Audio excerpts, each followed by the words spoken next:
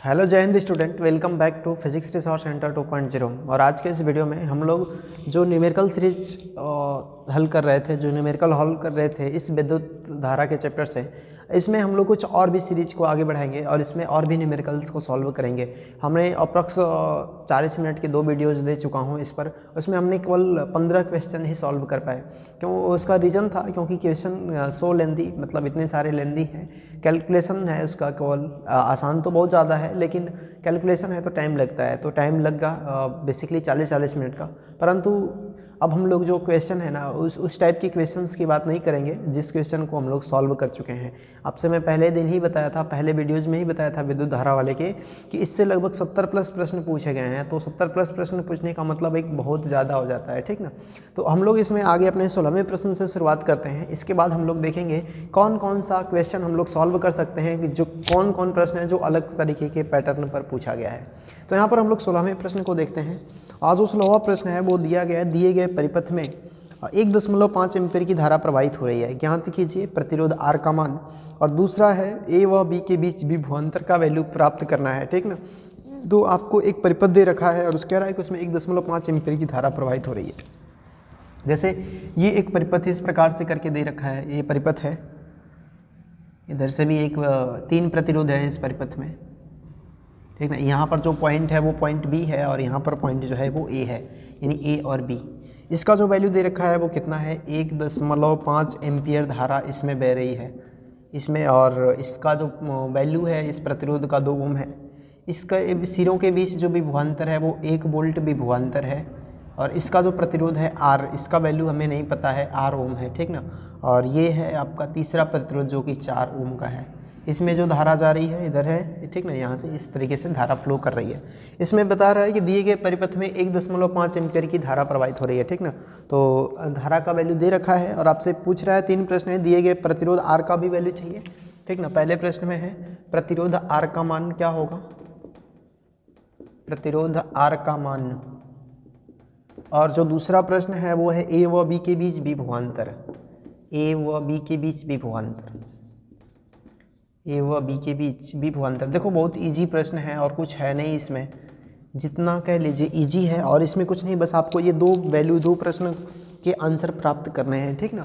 अब एक चीज़ का ध्यान दो ना कि आपसे पहले क्या पूछ रहा है, प्रतिरोध आर का वैल्यू पूछ रहा है ना। तो आर का वैल्यू कैसे ज्ञात करेंगे? आर का वैल्यू ज्ञात करने के लिए आपको करंट का वैल्यू चाहिए और किसका वैल्यू चाहिए, प्रतिरोध का वैल्यू चाहिए, ठीक। सॉरी, आर का वैल्यू ज्ञात करने के लिए आपको भी का वैल्यू चाहिए और आई का वैल्यू। भी का भी वैल्यू यहाँ पर मिल रहा है, ठीक ना। आई का वैल्यू बता, देखो श्रेणी क्रम है ना, तो श्रेणी क्रम में जो धारा बहती है वो सभी प्रतिरोधों में समान बहती है।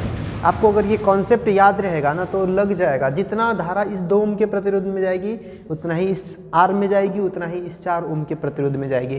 तो पहला अगर हम लोग प्रतिरोध आर की बात करेंगे ना, तो पहले प्रश्न को हम लोग सॉल्व करते हैं। प्रतिरोध आर देखो, तो भी बराबर में कितना दे रखा है, 1 वोल्ट दे रखा है। इसके सिरों के बीच विभवांतर दे रखा है, ठीक ना। और इसके अलावा आपको धारा का वैल्यू भी पता है कितना, 1.5 वोल्ट, ठीक ना। तो आर बराबर में फार्मूला क्या होता है, आर बराबर में भी बटा में आई, ये इस प्रकार से फार्मूला। भी का वैल्यू 1 और 1 का जो आई का जो वैल्यू है ना वो 1.5 है। जब आप इसको डिवाइड करेंगे तो 1.5 है। और जब आप इसको डिवाइड 1.5 को 3/2 लिख सकते हैं, 1/3/2। और तो यानी ये 2/3 ओम आ गया, 2/3 ओम। इसका क्या आ जाता है, वैल्यू आ जाता है, ठीक ना। कौन से, इस आर वाले प्रतिरोध का, ठीक ना। जब इसका मान आ गया तो हम लोग बाकी मान ए व बी के बीच विभवांतर चाहिए। तो देखिए टोटल विभवांतर हमें है, तीनों का विभवांतर ज्ञात करेंगे। मतलब इस 2 ओम का के सिरों के बीच कितना विभवांतर है, इसके सिरे का दिया हुआ है और इसके सिरे का भी प्राप्त करेंगे, ठीक ना। तो यहाँ पर पहला ये क्वेश्चन सॉल्व हो चुका है। दूसरे क्वेश्चन की अगर हम बात करेंगे तो पहले प्रतिरोध के सिरों के बीच विभवांतर चाहिए ना, यानी कि 2 ओम के सिरों के बीच विभवांतर, के सिरों के बीच विभवांतर के बीच विभवांतर कितना हो जाएगा, भी बराबर में आई आर, ठीक ना। भी बराबर में कितना हो जाएगा, आई आर। तो जो भी का वैल्यू है वो तो प्राप्ति करना है, आई का वैल्यू 1.5 और आर का वैल्यू 2 है, यानी कितना हो गया, 3 वोल्ट हो गया, ठीक ना। इसके सिरों के बीच 3 वोल्ट हो गया। इस प्रकार से आप 1 वोल्ट वाले का इसका तो पता ही है, 1 वोल्ट दे रखा है। और 4 ओम वाले का ज्ञात करेंगे, 4 ओम के सिरों के बीच विभवांतर, 4 ओम के सिरों के बीच विभवांतर कितना हो जाएगा, ठीक ना। वहाँ पर भी V बराबर में IR लगाएंगे तो वो 1.5 गुणा में 4 और 15 चौके 60 होता है, यानी कि 6 वोल्ट हो गया। ठीक ना। तो अब यहाँ पर जो हमारा फाइनली आंसर लिखेंगे, यानी कि A व B के बीच, A व B के बीच विभवांतर, A व B के बीच विभवांतर, विभवांतर की बात करेंगे तो जो तीनों का वैल्यू होगा वो क्या हो जाएगा, तीनों का मान 8 हो जाएगा। यानी कि इसके सिरों के बीच विभवांतर कितना मिला है 3, इसके सिरों के बीच विभवांतर कितना दे रखा है 1, और इसके सिरों के बीच विभवांतर कितना दे रखा है 6, यानी 6 3 9 और 1 10। तो टोटल जो हमारा आंसर आता है वो कितना आता है 10 वोल्ट का आता है। इतना याद रखेंगे। हमें ये अलग अलग निकालने की ज़रूरत क्यों पड़ी है, इसकी बात करेंगे ना, तो अलग अलग निकालने की जरूरत इसलिए पड़ी है क्योंकि श्रेणी क्रम में प्रतिरोध जुड़े हुए हैं, और श्रेणी क्रम में जितने भी प्रतिरोध लगे रहते हैं सभी के सिरों का विभवांतर अलग अलग होता है, इसमें बहने वाली धारा का मान समान होता है। तो ये रहा हमारा 16वां प्रश्न, और उम्मीद करते हैं कि आपको समझ में आ गया होगा। अब हम लोग अपने नेक्स्ट क्वेश्चन को देखते हैं कि अगला इसमें हम लोग कौन सा प्रश्न ले सकते हैं। ठीक ना। यानी कि 16 नंबर हमने प्रश्न सॉल्व किया, और 16 नंबर के बाद अब हम लोग कौन सा प्रश्न ले सकते हैं बात करेंगे। तो बाकी सारे जो 16 से लेकर के 17 18 19 20 जो प्रश्न है ना, ये सभी हमारे पुराने उस पर क्या बोलते हैं दूसरे वाले वीडियो में जितने भी मैंने प्रश्न सॉल्व किए थे उस पर आधारित हैं। तो अब हम लोग चलते हैं 21 नंबर के प्रश्न पर। 21वां प्रश्न क्या दे रखा है, ठीक ना। तो उम्मीद करते हैं कि अब समझ में आ ही गया है, ये तो मिटा देते हैं इसको।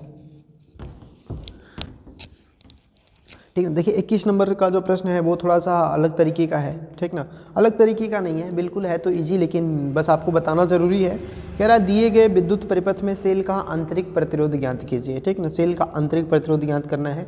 एक चित्र बना रखा है इसमें, ठीक ना, एक चित्र बना रखा है। मैं भी उस चित्र को बनाता हूँ किस प्रकार से है। ठीक ना, तो यहाँ पर कुछ इस प्रकार से ये डायग्राम है।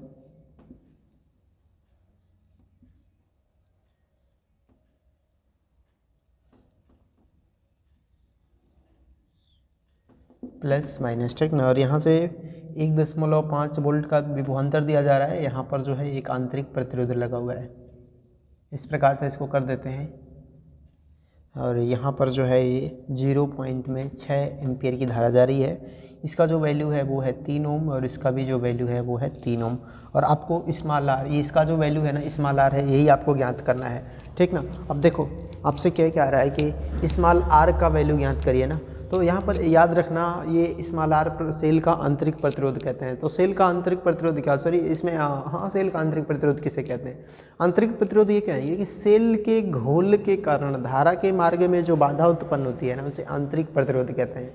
अर्थात ये जो प्रतिरोध ये सब बाह्य प्रतिरोध है, मतलब ये सेल के घोल के से द्वारा प्रभावित नहीं होते हैं। अब देखो सेल के घोल मतलब जो उसका लिक्विड होता है, जो उसका रासायनिक, आपको पता है ना सेल के एक ऐसी युक्ति होती है जो रासायनिक ऊर्जा को विद्युत ऊर्जा में कन्वर्ट करती है। तो जब वो रासायनिक ऊर्जा के रूप में होती है तो उस टाइम पे जब उसमें करंट फ्लो करती है, उसके मार्ग में जो बाधा आती है सेल के घोल के द्वारा, तो वो जो प्रतिरोध होता है वो आंतरिक प्रतिरोध होता है। और जहाँ पर भी आंतरिक प्रतिरोध होगा ना उसको स्मॉल आर से दिखाते हैं, और इस प्रकार के सिंबल में क्या कर देते हैं, मतलब डॉटेड लाइन के अंदर उसको बंद कर देते हैं ताकि समझ में आ जाए। तो हमें किसका वैल्यू, आर का वैल्यू याद करना है। भी यहाँ पर देखो ये 1.5 वोल्ट दे रखा है ना, तो सेल है तो विद्युत वाहक बल होता है सेल का। तो उसके लिए फार्मूला हम बताएंगे। सबसे पहले हम इसका तुल्य प्रतिरोध ज्ञात करते हैं कि तुल्य प्रतिरोध इस 3 ओम और 3 ओम का कितना होगा। तो देखो 3 ओम और तथा 3 ओम, 3 ओम तथा 3 ओम किस क्रम में है, समांतर क्रम में है। ठीक ना, 3 ओम तथा 3 ओम किस क्रम में है, समांतर क्रम में है। अगर ये समांतर क्रम में है तो तुल्य प्रतिरोध कितना हो जाएगा, आर बराबर में 3 गुणा 3 बटा में 3 प्लस में 3, यानी 3 3 9 बटा में 3 3 6, यानी कितना हो जाएगा ये अगर आप इसको देखिए तो हो जाएगा 3 दूना 6 और सॉरी 3 3 9 3 दूना 6, यानी कि 1.5 ओम आ जाएगा। 1.5 ओम आ जाता है 3/2 इसका तुल्य प्रतिरोध। अगर बात करें ना कि अब देखिए अगर इनका तुल्य, तो अब ये श्रेणी में हो गए, तो श्रेणी में किसके हो गए, इस आंतरिक प्रतिरोध के। और एक फार्मूला जो अब यहाँ पर हम लोग विभवांतर भी बराबर में IR का प्रयोग तो नहीं करेंगे, उसी पर आधारित एक अलग फार्मूला सेल का जो विद्युत वाहक बल होता है उसका फार्मूला यूज करेंगे। सेल का विद्युत वाहक बल, विद्युत वाहक बल, ठीक ना, विद्युत वाहक बल जो होगा वो E बराबर में, ठीक ना, आई और आर प्लस में स्मॉल आर। ठीक ना, कुछ करना नहीं है, बिल्कुल सिंपल है। सेल का विद्युत वाहक बल, तो बेसिकली इस फार्मूले का हम लोग यूज करेंगे E = आई आर प्लस में स्मॉल आर। क्योंकि देखो ये और ये दोनों किस क्रम में हो जाएंगे, प्रतिरोध श्रेणी क्रम में हो जाएंगे ना, श्रेणी क्रम में हो जाएंगे तो दोनों को ऐड कर देंगे। और यहाँ पर जो ई है ये इसके टोटल विद्युत वाहक बल को दिखाएगा। विद्युत वाहक बल का मतलब है विभवांतर, ठीक ना। तो अब यहाँ पर हम बात करेंगे तो वैल्यू देखिए कितना दे रखा है, ये 1.5 दे रखा है और जो करंट का वैल्यू वो कितना 0.6 दे रखा है और आर का मतलब है ये आपका जो बाह्य प्रतिरोध है, बाह्य प्रतिरोध का वैल्यू कितना आया 1.5 और प्लस में स्मॉल आर का वैल्यू प्राप्त करना है। तो अगर हम लोग देखें तो इसको इधर डिवाइड कर देते हैं तो 1.5 बटा में 0 क्या आ जाएगा 6 बराबर में 1.5 और प्लस में स्मॉल आर। जैसे आप इसको डिवाइड करेंगे तो ये 15 बटा में क्या हो जाएगा 6 हो जाएगा। इसको इधर लेकर आइए तो माइनस कर दीजिए, तो माइनस कर देंगे तो 1.5 बराबर में आर स्मॉल आर। इसको सॉल्व करिए तो अगर मैं इसको पहले कट कर देता हूँ 3 से 3 दूना 6 और 3 पचे 15 तो कितना हो जाएगा ये 2.5 माइनस में 1.5 और 2.5 माइनस में 1.5 बराबर में आर। तो 2.5 में से 1.5 घटा देंगे तो कितना बचेगा 1 ओम। तो आर का जो वैल्यू आता है वो कितना आ गया 1 ओम, अर्थात इस सेल का जो आंतरिक प्रतिरोध है ना वो कितना है 1 ओम है, ठीक ना। तो ये आप लोग याद रखेंगे, ये जो प्रश्न है आपको समझ में आया होगा ना। अब हम लोग नेक्स्ट प्रश्न पर मूव करते हैं और इसे इरेज करते हैं। अगला जो प्रश्न हम लोग देख रहे हैं वो किस दो प्रतिरोध 4 ओम तथा 12 ओम के हैं, ठीक ना। इन्हें 10 वोल्ट के सेल से जोड़ने पर परिपथ में कुल कितनी धारा बहेगी यदि प्रतिरोधों को श्रेणी क्रम में जोड़ दिया जाए, दूसरा है समांतर क्रम में जोड़ दिया जाए। यानी कि आपसे कह रहा है ना कि दो प्रतिरोध हैं, ठीक ना। एक जो है मैं लिख देता हूँ, माना प्रतिरोध R1 तथा R2 है, माना प्रतिरोध R1 तथा R2 है, ठीक ना। और इनकी जो वैल्यू दे रखा है वो R1 बराबर में 4 ओम दे रखा है और R2 बराबर में कितना दे रखा है 12 ओम के हैं, ठीक ना। अब इनको जो वोल्टता दी जा रही है यानी कि जो भी दिया जा रहा है ना वो 10 वोल्ट दिया जा रहा है, 10 वोल्ट दिया जा रहा है। और अब ये आपसे पूछा जा रहा है कि इनमें कितनी धारा बहेगी, ठीक ना, इनमें कितनी धारा बहेगी यदि इनको समांतर क्रम में जोड़ दिया जाए। इनको किस क्रम में जोड़ दिया जाए, समांतर क्रम में। दूसरे प्रश्न के अंदर पूछ रहा है यदि इनको श्रेणी क्रम में जोड़ दिया जाए, श्रेणी क्रम में जोड़ दिया जाए, यानी कि दोनों में हमें दोनों ऑर्डर में इनको रखना है। तो एक बार समांतर में रख कर देखेंगे, एक बार श्रेणी में रख करके देखेंगे। तो हम लोग पहले क्वेश्चन को सॉल्व करते हैं और पहले को समांतर क्रम में ना तो तुल्य प्रतिरोध जो आएगा वो कितना आ जाएगा, तुल्य प्रतिरोध मान लेते हैं तुल्य प्रतिरोध R है तो R बराबर में क्या हो जाएगा R1 R2 बटा में R1 प्लस R2 यानी 4 गुणा में 12 बटा में 4 प्लस में 12, तो 4 12 चौका 48 और बटा में 12 4 16, तो कितना आ गया 3 ओम आ गया इनका तुल्य प्रतिरोध। और V बराबर में जो है वो कितना दे रखा है आपको 10 वोल्ट, V बराबर में 10 वोल्ट दे रखा है तो I बराबर में क्या होगा V बटा में R यानी 10 बटा में 3 यानी 3.33 एम्पियर आ जाएगा, ठीक ना। तो अगर इनको हम समांतर क्रम में जोड़ते हैं तो जो करंट का वैल्यू आएगा वो 3.33 एम्पियर आएगा। अगर हम इनको किस क्रम में जोड़ते हैं, श्रेणी क्रम में जोड़ते हैं। अगर श्रेणी क्रम में जोड़ते हैं तो जो तुल्य प्रतिरोध होगा उसको भी हम लोग R ही मान लेते हैं, उसका जो वैल्यू हो जाएगा वो कितना हो जाएगा 4 प्लस में 12 यानी कि 16 ओम हो जाएगा, 16 ओम हो जाएगा। और फिर से भी बराबर में कितना दे रखा है 10 वोल्ट दे रखा है, तो यहाँ से फिर आप I का वैल्यू ज्ञात करिए, I इक्वल टू V बटा में R। तो जो V का वैल्यू है वो 10 और R का जो वैल्यू है वो है 16। आप डिवाइड कर दीजिए इसको, 2 पच्चे 10 2 अट्ठे 16 और दशमलव से 0 लेंगे तो 8 छक में 48, फिर 8 दूना 16 8 पचे 40 यानी 0.625 एम्पियर, ठीक ना। तो ये आपकी क्या आ जाती है वैल्यू आ जाती है। तो बहुत सिंपल प्रश्न था ये जो प्रश्न है ना, कब 2016 की बोर्ड परीक्षा का है। ये प्रश्न 2016 की बोर्ड परीक्षा का है, इजी प्रश्न है और इससे ज़्यादा कुछ नहीं है, आपको थोड़ा सा दिमाग लगाना है, ठीक ना। चलिए अब हम लोग इसको अगले प्रश्न पर चलते हैं, अगले प्रश्न पर मूव करते हैं कि अगले प्रश्न क्या दिया रखा है, ठीक ना। अब उसमें थोड़ा सा प्रश्न है इजी, पहले के कॉन्सेप्ट्स पर ही है, थोड़ा सा उसको घुमा दिया है तो मैं सोच रहा हूँ कि आपको बता दिया जाए। तो अब मैं इसको मिटा देता हूँ, ठीक ना, ठीक ना। जो अगला प्रश्न है वो क्या दे रखा है हमारा 4 ओम 8 ओम 12 ओम तथा 24 ओम प्रतिरोध की 4 कुंडलियों को कैसे संयोजित करें कि संयोजन से अधिकतम तथा न्यूनतम प्रतिरोध प्राप्त हो सके, परिपथ आरेख भी बनाइए, ठीक ना। मतलब आपके पास 4 प्रतिरोध दिए हैं तो मान लीजिए पुनः माना प्रतिरोध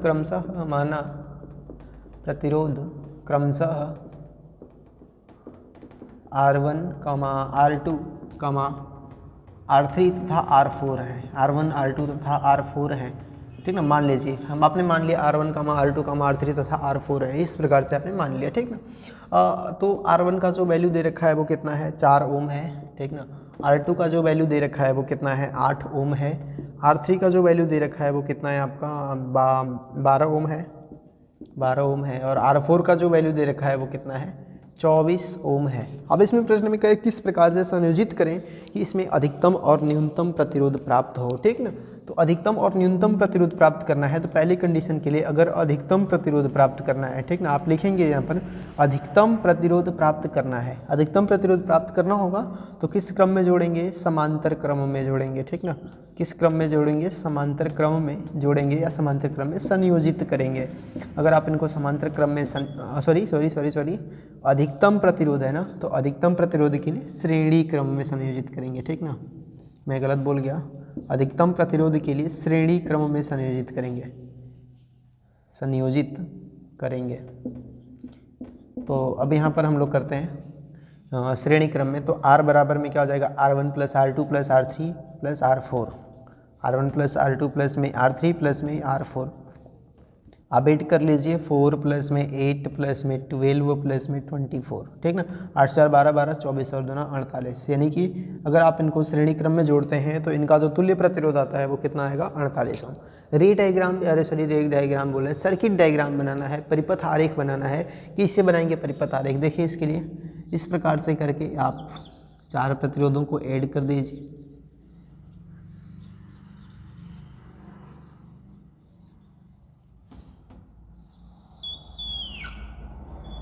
चार प्रतिरोधों को आप ऐड कर दीजिए, इधर बैटरी सेल वगैरह लगा दीजिए, क्योंकि इसका वोल्टता वगैरह तो पता नहीं है, आप यहाँ पर वैल्यू लिख दीजिए। इसका जो वैल्यू है वो 4 ओम है, ठीक ना। इसका जो वैल्यू है, सॉरी क्या बना दिया, मुझे परेशान कर दिया, 4 ओम है। और ये कितना है, 8 ओम है। और ये कितना है, 12 ओम है। और ये कितना है, 24 ओम है, ठीक ना। ये आपका हो गया पहला, अधिकतम प्रतिरोध प्राप्त करना है। दूसरे में हमें कौन सा प्रतिरोध प्राप्त करना है, न्यूनतम प्रतिरोध प्राप्त करना है। न्यूनतम प्रतिरोध प्राप्त करना है। अगर न्यूनतम प्रतिरोध प्राप्त करना हो तो आप उसको किस क्रम में जोड़ेंगे, समांतर क्रम में संयोजित करेंगे, ठीक ना। किस क्रम में संयोजित करेंगे, समांतर क्रम में। यहाँ पर लिखेंगे न्यूनतम प्रतिरोध प्राप्त करने के लिए हम सभी प्रतिरोधों को समांतर क्रम में संयोजित करेंगे। और उनका जो तुल्य प्रतिरोध आएगा 1/R, तो वो कितना आएगा, 1 में R1 प्लस में 1/R2 प्लस में 1/में R3 प्लस में 1/में R4। इस प्रकार से करके होगा। सबकी वैल्यू रख लीजिए इधर, यहीं पे मैं लिख देता हूँ 1/में 4 प्लस 1/में 8 प्लस 1/में 12 प्लस 1/में 24। इस प्रकार से सबकी एलसीएम लेंगे। तो अगर आप एलसीएम लेते हैं तो कितना आ जाएगा, 24 एलसीएम आ जाएगा। और जैसे ही 24 एलसीएम आएगा तो 4 छक्के में 24 और 6 3 प्लस 2 प्लस में 1 कितना हो जाएगा, 6 3 9 2 11 1 12/24। और 12/24 का मतलब 1/2, ठीक ना। तो 1/2 हो गया, सही है ना, हाँ सही है। तो 1/2 1 में R का वैल्यू, तो R बराबर में कितना आ गया, 2 ओम आ गया। R बराबर में जो इनका तुल्य प्रतिरोध आ जाता है वो 2 ओम आ जाता है। किस में हो जाता है, समांतर क्रम में। इनका परिपथ चित्र बनाना है तो परिपथ चित्र इनका मैं यहाँ पर बना देता हूँ, ठीक है। इनका परिपथ चित्र यहाँ पर बना देता हूँ। इस प्रकार से आप 4 प्रतिरोध बनाएंगे।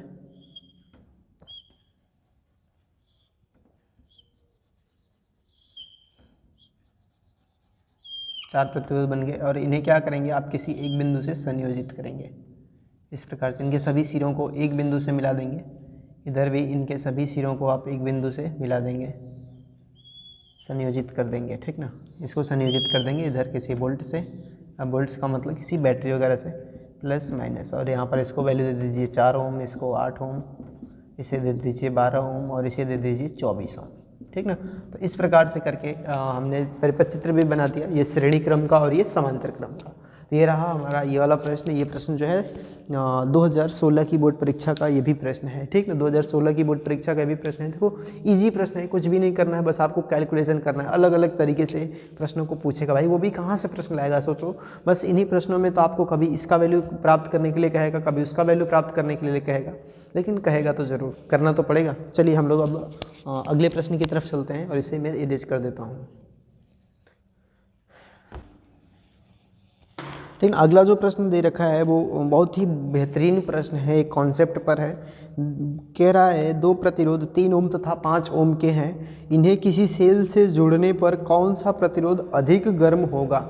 यदि इन्हें इन्हें परस्पर श्रेणी क्रम में तथा समांतर क्रम में जोड़ा जाए। ठीक ना, चलो बताते हैं आपको। बहुत बढ़िया प्रश्न है ये, 2017 और 2019 रिपीटेड प्रश्न है ये। 2017 में भी पूछा है, 2019 में भी पूछा है। तो थोड़ा सा आप दिमाग लगाओ, 17 19 पैटर्न बनाओ, 2 साल छोड़ करके, मतलब 1 साल का गैप देके पूछा है, यानी 20 में नहीं 21 में पूछा होगा, फिर 23 छोड़ के फिर 24 में हो सकता है 24 में आ जाए। इस प्रकार से आप पैटर्न बनाओ, 1 साल छोड़ के पूछा है तो मान लेते हैं अब यहाँ पर कि पहले 2 प्रतिरोध है ना, तो R1 को मान लेते हैं कितना है आपका 3 ओम है, और जो R2 मान लेते हैं वो कितना है 5 ओम है। पूछ रहा है इन्हें किस क्रम में जोड़ने पर प्रतिरोध अधिक गर्म होगा। ठीक ना, यानी कि एक पहला आपको दे रहा है श्रेणी क्रम और दूसरा जो दे रहा है वो समांतर क्रम, दूसरा समांतर क्रम। ठीक ना, तो आप एक चीज़ का ध्यान रखना कि किसी भी अगर चालक का ताप बढ़ा दिया जाए तो उसका प्रतिरोध बढ़ता है। ठीक ना, किसी भी चालक का अगर ताप बढ़ा दिया जाए तो उसका प्रतिरोध क्या होता है, इंक्रीज होता है, बढ़ता है। अर्थात अगर हम ये देखें ना कि हम इसकी बात करते हैं श्रेणी क्रम और समांतर क्रम, तो किसमें अधिकतम प्रतिरोध मिलता है, हमें श्रेणी क्रम में अधिकतम प्रतिरोध मिलता है ना, इसमें तो हमें न्यूनतम प्रतिरोध मिलता है। जब न्यूनतम प्रतिरोध मिल रहा है अर्थात यहाँ पर जो प्रतिरोध का वैल्यू होगा कम होगा, जब प्रतिरोध का वैल्यू कम होगा तो उष्मा कम उत्पन्न होगी। आपको ये फार्मूला तो पता होगा ना, H बराबर में I²R×T, यानी जितना अधिक प्रतिरोध होगा उतना अधिक क्या होगी, उसका इस हीट उत्पन्न होगी, उतना अधिक उष्मा उत्पन्न होगी। तो आप अगर सोचो कि प्रतिरोध ज़्यादा रखना है तो उनको किस क्रम में जोड़ना पड़ेगा, श्रेणी क्रम में। तो आपका आंसर तो हो गया, लेकिन ये बहुविकल्पी नहीं, आपको सॉल्व करके दिखाना है। तो आप बाकायदे दोनों को श्रेणी और समांतर में जोड़ेंगे, फिर आप वहाँ पर लिखेंगे। ठीक ना, चलो इस पर एग्जाम्पल आपको आधारित एक और उपकरण बताते हैं। हीटर आपने देखा ही होगा। हीटर में क्या होता है, इसमें जो नाइक्रोम का तार लगाते हैं, ठीक ना, नाइक्रोम का तार लगाते हैं, उसका जो फिलामेंट होता है ना सो सर्पिलाकार बनाते हैं, उसकी लेंथ अधिक हो जाए। ठीक ना, जब उसकी लेंथ अधिक हो जाएगी तो उस टाइम पर क्या होगा, जब उसकी लेंथ अधिक हो जाएगी ना तो प्रतिरोध अधिक हो जाता है। वहाँ पर इस फार्मूले का भी उपयोग होता है, R बराबर में रो L/A। आपको प्रतिरोध की निर्भरता वाला फार्मूला पता होगा। इस पर भी सवाल आएंगे, इस पर भी क्वेश्चंस आएंगे, बहुत सारे क्वेश्चंस आएंगे, एक दो नहीं। तो L लंबाई जितनी अधिक होगी उतना अधिक उसका क्या होगा, रेजिस्टेंस होगा, प्रतिरोध होगा। तो उसको सर्पिलाकार बनाते हैं ताकि उसके में अधिक लेंथ हो जाए कम जगह में। तो प्रतिरोध अधिक होगा तो फिर से हीट ज़्यादा होगा। तो बेसिकली हाँ, प्रतिरोध ज़्यादा होगा तो हीट ज़्यादा होगा। तो सेम मैटर यहाँ पर भी है कि अगर हम इनको श्रेणी क्रम में जोड़ते हैं तो पहला क्वेश्चन पहले को सॉल्व कर देते हैं। श्रेणी क्रम में जोड़ेंगे तो जो तुल्य प्रतिरोध आएगा वो क्या हो जाएगा, हाँ तुल्य प्रतिरोध कितना आ जाएगा आपका, श्रेणी क्रम में जोड़ेंगे तो R बराबर में 3 + में 5 यानी कि 8 ओम आ जाएगा। ठीक ना, 8 ओम आ जाएगा। दूसरा अगर इनको किस में जोड़ दिया जाए, समांतर क्रम में, तो तुल्य प्रतिरोध कितना आ जाएगा, तुल्य प्रतिरोध R बराबर में 3 × में 5 और बटा में 3 + में 5 यानी कि 5 × 15 और 5 × 3 8। ठीक ना, इसको डिवाइड करिए तो 0 कितना हो गया, 8 × 8 और कितना बच गया आपका 15 है ना, 7 बच गया 70 यानी 8 × 8 = 64। हाँ सही है, 8 × 8 8 × 8 = 64, 0.18 ओम के करीब आएगा, इतना आएगा, 0.18 ओम के करीब आएगा ये वैल्यू। अब देखो यहाँ पर प्रतिरोध बहुत कम मिल रहा है ना, यहाँ पर प्रतिरोध अधिक मिल रहा है। तो जब जिस संयोजन में जोड़ने पर अधिकतम प्रतिरोध प्राप्त होगा, ठीक ना, या फिर आप ये लिखिए श्रेणी क्रम में जोड़ने पर, नीचे इसका आंसर लिखेंगे। ठीक ना, श्रेणी क्रम में जोड़ने पर अधिकतम प्रतिरोध प्राप्त होगा, जोड़ने पर अधिकतम प्रतिरोध प्राप्त होगा,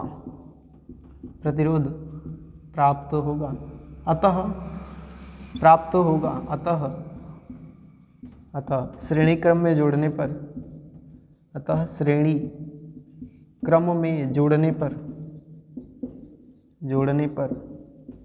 प्रतिरोध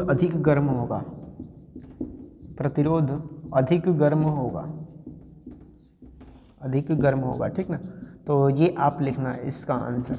तो मैं उम्मीद करता हूँ कि आपको ये भी क्वेश्चन जो है वो समझ में आ गया होगा कि हम इसको किस ऑर्डर में रखेंगे। ठीक ना, अभी हमारे पास बहुत सारे प्रश्न हैं और हम लोग कूदते हुए 24वें प्रश्न पर आ चुके हैं।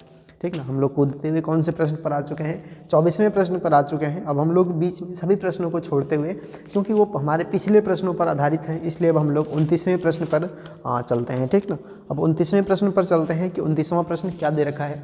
अब मैं इसको इरेज करता हूँ। ठीक ना, तो उम्मीद करते हैं समझ में तो आ ही गया होगा। देखिए जो 29वां प्रश्न है ना वो बोल रहा है संलग्न परिपथ में 3 ओम के प्रतिरोध से प्रवाहित धारा का मान क्या होगा। ठीक ना, संलग्न 3 ओम के प्रतिरोध से प्रवाहित धारा का मान क्या होगा ये आपसे पूछ रहा है। ठीक ना, तो हम लोग पहले चित्र बनाते हैं। ठीक ना, चित्र बनाते हैं। चित्र किस प्रकार का, चित्र भी बड़ा यूनिक सा दे रखा है, बेहतर है। ऐसे ही प्रश्न होने चाहिए जो थोड़ा सा बेहतर हो, प्लस और माइनस।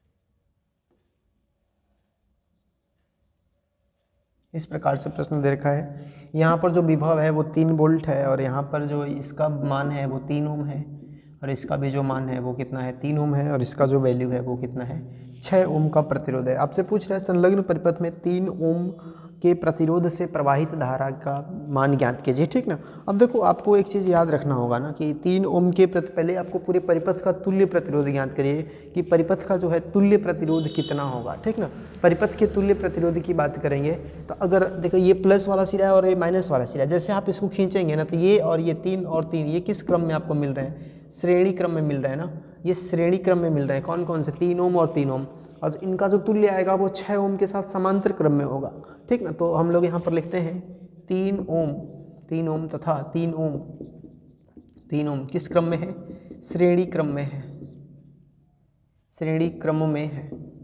अगर वो श्रेणी क्रम में है तो तुल्य प्रतिरोध मान लेते हैं कि आर डैश है तो कितना हो जाएगा 3 प्लस में 3 तो कितना हो जाएगा आपका 6 ओम आ जाएगा। ठीक ना, अब देखो आर डैश तथा 6 ओम, आर डैश तथा 6 ओम किस क्रम में है, समांतर क्रम में है। पुनः आगे लिख लीजिएगा, पुनः समांतर क्रम में है, समांतर क्रम में है। अगर वो समांतर क्रम में है तो आर का जो वैल्यू आएगा वो कितना आ जाएगा, आर डैश गुणा में 6 बटा में आर डैश प्लस में 6, इस प्रकार से करके लिखेंगे। आर डैश का जो वैल्यू आया 6 गुणा में 6 बटा में 6 प्लस में 6 यानी कि 6 6 के 36 और बटा में 6 और 6 12 यानी कि 3 ओम आ गया इस पूरे परिपथ का तुल्य प्रतिरोध। ठीक है, पूरे परिपथ का कितना आ गया, तुल्य प्रतिरोध आ जाता है 6 ओम। अब देखिए आपसे ये कह रहा है ना कि इसमें क्या ज्ञात करना है आपको, पहले 3 ओम के प्रतिरोध में धारा ज्ञात करनी है। तो आप ऐसा करिए कि पहले पूरे परिपथ में धारा का वैल्यू ज्ञात करिए, यानी पूरे परिपथ में प्रवाहित धारा, पूरे परिपथ में जो प्रवाहित धारा का वैल्यू मान आएगा वो I बराबर में V बटा में R। तो देखिए V का जो वैल्यू है 3 वोल्ट है और यहाँ पर जो पूरे तुल्य प्रतिरोध आया वो कितना है 3, अर्थात 1 एम्पियर की धारा प्रवाहित हो रही है। पूरे परिपथ में जो धारा बह रही है वो कितने एम्पियर की बह रही है, 1 एम्पियर की धारा बह रही है। अब थोड़ा सा ध्यान से देखो ना कि जब यहाँ से ये करंट फ्लो करेगा तो यहाँ से 2 बराबर भागों में बट जाएगा। ठीक ना, करंट जो होगा वो कितने 2 बराबर भागों में बंट जाएगा। इधर ये फ्लो करके फिर इसमें से इधर आएगा, फिर इससे फ्लो करके दोनों आकर यहाँ पर मिल जाएंगे। तो आपको 3 ओम में ज्ञात करना है ना, तो पहले आप किसी में ज्ञात का वैल्यू चाहिए ना, तो आपसे ये नहीं बोल रखा है ये 3 ओम इसमें चाहिए या 3 ओम इसमें चाहिए। लेकिन अगर संयोजन की बात करें ना, ये दोनों 3 ओम जो है जो श्रेणी क्रम में है, तो श्रेणी क्रम में है तो जितनी धारा इस 3 ओम में जाएगी उतनी धारा इस 3 ओम में जाएगी, तो उस पर कोई अब टेंशन नहीं है। अब देखो जैसे ये समांतर क्रम है ना, यानी कि इधर से ये दोनों श्रेणी बने और ये समांतर बना, तो इधर यहाँ से जो धारा जाएगी ना 2 बराबर भागों में बंट जाएगी। अगर 2 बराबर भागों में धारा बंट जाती है तो पहले हम लोग इसमें ज्ञात कर लेते हैं कि 6 ओम में कितनी धारा जाएगी, पुनः फिर ज्ञात कर लेंगे कि 3 ओम में कितनी धारा जाएगी। देखो ऐसा हम इसलिए कर रहे हैं क्योंकि ये दोनों श्रेणी क्रम में है। तो अगर 6 ओम में हम पहले धारा ज्ञात कर लें कि 6 ओम में धारा, 6 ओम में जो धारा आएगी वो कितना वैल्यू आ जाएगा, 6 ओम की बात कर रहे हैं, 6 ओम प्रतिरोध। तो धारा की अगर 6 ओम की बात करें ना तो I बराबर V बटा में क्या होगा, R होगा, यानी कि 3 बटा में 6 यानी कि 1 बटा में 2 हो गया और 1 बटा 2 एम्पियर हो गया, यानी कि 0.5 एम्पियर की धारा हो गई। ठीक ना, अब अगर 0.5 एम्पियर की धारा इस 6 ओम में जा रही है, यानी इधर कितनी गई 0.5 एम्पियर की गई, देखो टोटल कितनी धारा बह रही है, 1 एम्पियर की धारा बह रही है ना, तो जो शेष धारा है वो 3 ओम में जाएगी, अर्थात 0.5 एम्पियर धारा उसमें जाएगी। ठीक ना, तो यहाँ पर आप लिखेंगे अतः 3 ओम में धारा, अतः 3 ओम प्रतिरोध में धारा या 3 ओम के प्रतिरोध में धारा, जो 3 ओम के प्रतिरोध में जो धारा का वैल्यू होगा वो कितना हो जाएगा आपका 1 माइनस में 0.5 यानी कि 0.5 एम्पियर। ठीक ना, ये आपका मान आ जाएगा। तो अब मैं उम्मीद करता हूँ कि आपके ये जितने भी मैंने प्रश्न लिए ये आपको समझ में आए होंगे। नाउ अब इस पर मैं 1 से 2 और वीडियोज़ लूँगा इन न्यूमेरिकल्स पर, न्यूमेरिकल्स की सीरीज़ पर। इसके अतिरिक्त 1 से 2 वीडियो और लूँगा ताकि इसमें जितने भी इम्पोर्टेंट प्रश्न हैं, जो उनका पैटर्न है, उसको हम लोग समझ सकें। तो उम्मीद करते हैं कि आपको ये वीडियो इंटरेस्टिंग लगा होगा। अब हम लोग मिलते हैं नेक्स्ट वीडियो में, तब तक के लिए जय हिंद।